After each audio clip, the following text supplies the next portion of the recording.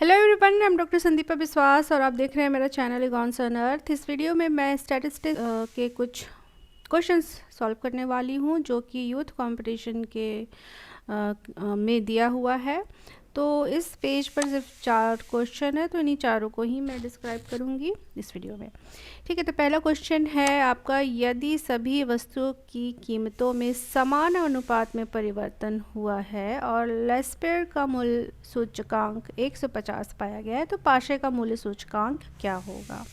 ठीक है, तो प्राइस इंडेक्स कैलकुलेट करने के लिए लेस्पेयर और पाशे दोनों के फॉर्मूले यूज़ होते हैं। इनके अलावा फिशर का फॉर्मूला भी है जो कि यूज़ होता है। ठीक है, तो यहाँ पर लेस्पेयर्स का जो लेस्पेरे का जो मूल्य सूचकांक है वो उन्होंने बताया कि 150 है। ठीक है, तो हमें ज्ञात करना है या बताना है कि पाशे का कितना होगा। तो ऑप्शन है यहाँ पर 100, 150, 175 एंड 300। तो यहाँ पर सही ऑप्शन जो है वो आपका 150 ही है, क्योंकि लेस्पेयर से और पाशे का मूल्य सूचकांक जो है इस कंडीशन पर कि सभी वस्तुओं की कीमतों में समान अनुपात में परिवर्तन हुआ है। ठीक है, जो परिवर्तन है वो समान अनुपात में अगर हुआ है तो दोनों का जो मूल्य सूचकांक है वो एक ही होगा। ठीक है, और इसका फॉर्मूला भी मैंने यहाँ पर लिख रखा है, तो बच्चों आप लोग इसे नोट कर सकते हो। लेस्पेरेस मेथड से जो मूल्य सूचकांक आप ज्ञात करेंगे उसमें यहाँ पर आप P1 यानी कि करंट पीरियड के प्राइस को बेस ईयर के क्वांटिटी से मल्टीप्लाई करने के बाद आप उसको समेशन करेंगे, और यहाँ पर क्या करेंगे कि बेस ईयर की प्राइस से आप बेस ईयर की क्वांटिटी को मल्टीप्लाई करके उसको समेशन करेंगे, और फिर इसका जो फ्रैक्शन की वैल्यू जो आएगी उसको आप 100 से मल्टीप्लाई कर देंगे। तो ये लेस्पेरेस मेथड है। और पाशे का जो मेथड है वहाँ पर बेस ईयर की क्वांटिटी नहीं लेकर करंट पीरियड या जिस वर्ष की का इंडेक्स हमें निकालना है वहाँ उस वर्ष के क्वांटिटीज़ को लेते हैं। ठीक है, बाकी सब सेम है। तो यही बेसिक दोनों में डिफरेंस है। यहाँ पर बेस ईयर की क्वांटिटीज़ को लेते हैं, यहाँ पर करंट ईयर की क्वांटिटीज़ को लेते हैं। तो ये फॉर्मूला आप वीडियो पॉज करके नोट कर सकते हैं। और यदि जो वस्तुओं की कीमतों में जो परिवर्तन है वो इक्वल है, समान है, तो फिर इन दोनों की जो वैल्यूज़ है वो एक ही आती है। ठीक है, इसके बाद जो अगला क्वेश्चन है आपका, निम्नलिखित में से कौन सा सांख्यिकी माप सभी प्रेक्षणों पर आधारित होता है। तो इसमें जो हार्मोनिक मीन है ये सभी प्रेक्षणों पर आधारित होता है, जबकि जो रेंज है वो 2 एक्सट्रीम वैल्यूज़ पर आधारित होता है। ठीक है, और यहाँ पर आप इसमें हार्मोनिक मीन पर सही लगाएंगे आप अपना आंसर का टिक। ठीक है, फिर अगला क्वेश्चन है आपका, सममित अथवा समान वितरण के संबंध में निम्नलिखित में से कौन सी शर्तें सत्य है। प्रतीकों का प्रयोग समान अर्थों में किया गया है। तो नॉर्मल डिस्ट्रीब्यूशन में मीन, मीडियन, ये मीडियन है, तो ये सभी मीन, मीडियन, मोड इक्वल होते हैं। ये तो ये बहुत कॉमन सी बात है। और सेकंड जो स्टेटमेंट दिया गया है वो है Q3 minus m is equal to m minus Q1। Okay, तो मीन जो है यहाँ पर सेकंड वाले स्टेटमेंट में मीन दिया हुआ है और Q दिया है। Q क्या है, ये किसी भी ऑब्जर्वेशन डिस्ट्रीब्यूशन को मीन जो है वो 2 इक्वल भागों में बांटता है अगर जो वितरण है वो नॉर्मल है।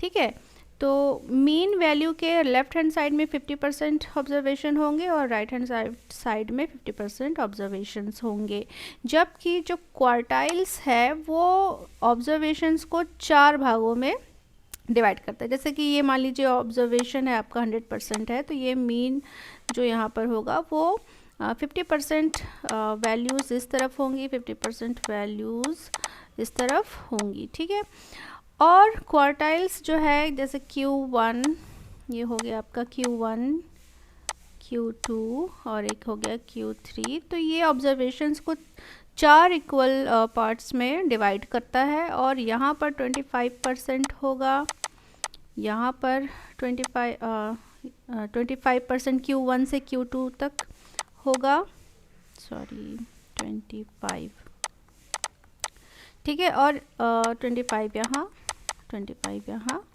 ठीक है। तो यहाँ से देखिए मीडियन ने इस ऑब्जर्वेशन डिस्ट्रीब्यूशन को 2 भागों में बांटा, क्वार्टाइल्स ने 4 भागों में बांटा।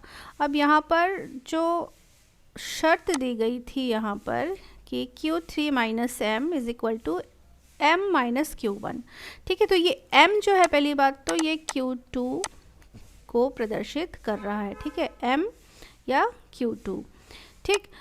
और Q3 का जो मान है वो होगा 75, ठीक है। Q3 का जो, यहाँ पे लिखती हूँ, Q3 का जो मान है 75 माइनस m की जो वैल्यू है वो 50 होगी, इज इक्वल टू m की वैल्यू 50 माइनस 25 है Q1 की वैल्यू, ठीक है। तो यहाँ पर भी 25 आपका आया और यहाँ पर भी 25 की वैल्यू आपकी आई, तो 25 इज इक्वल टू 25 ऑब्जर्वेशंस।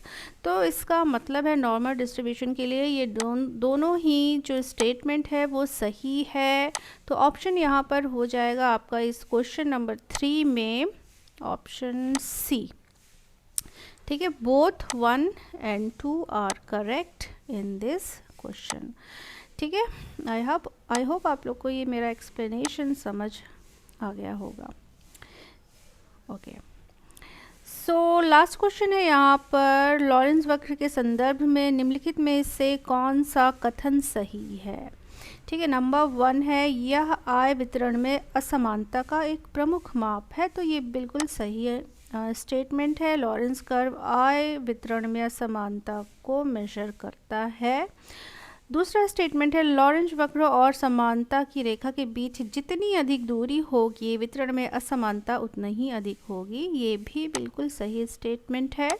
तो यहाँ पर भी ऑप्शन जो है वो आपका सी है, both 1 and 2 are correct in this question 2। Lorenz वक्र पर मैंने एक वीडियो बना रखा है, बहुत पहले बनाया था, आई थिंक फर्स्ट वीडियो ये मेरा था। पिक्चर क्वालिटी उसमें बहुत अच्छी नहीं थी बट कंटेंट कमाल का था। तो ज़रूर आप इस लिंक पर जाकर उस वीडियो को आप ज़रूर देखिएगा। लॉरेंस कर्व से रिलेटेड काफ़ी सारे आपके जो डाउट्स होंगे वो क्लियर हो जाएंगे।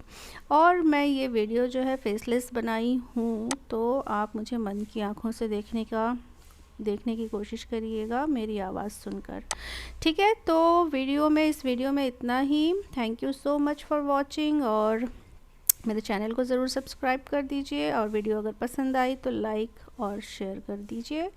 All the best and best of luck.